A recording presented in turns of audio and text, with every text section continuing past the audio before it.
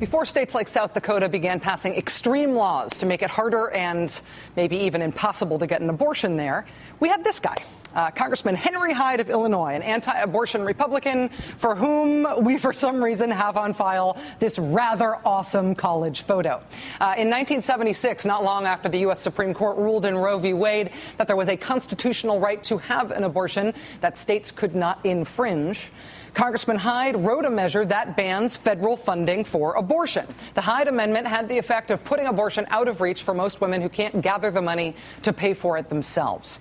If you are poor or disabled, you can get government help for all manner of medical treatment in this country. But except for extreme circumstances like rape or incest, you cannot get help from the federal government for ending a pregnancy. That is not a medical decision. It is a one-size-fits-all unilateral moral decision made for you by the government. So this is Congressman Henry Hyde, whose name has become kind of a shorthand for limiting women's constitutional rights in America.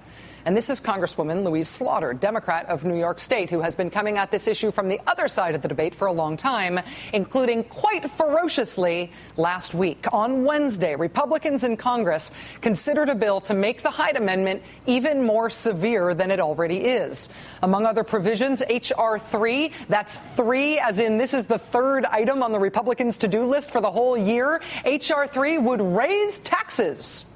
H.R. 3 would raise taxes on any company whose employee health plan covers abortion. It would raise their taxes by taking away the credit that companies get for insuring their employees. Before the vote, Congresswoman Louise Slaughter stood up and said she has never had to debate someone's appendectomy or someone's vasectomy.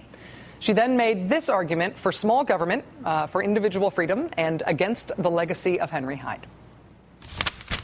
I've served in 3 legislatures, and every one of them was always men in blue suits who knew very little about the life-altering experience of pregnancy and birth, who demanded this kind of action. I've often spoken in support of a woman's right to access an abortion, and had many people, including some of my own constituents, who disagree with me, and that's fine. They have never, however, tried by law to enforce upon me what they themselves believe. Once I was at a meeting in my district, and I was asked by a man who was strongly opposed to a woman's right to choose what should be done about that. And my response to him was simple and personal and still applies today.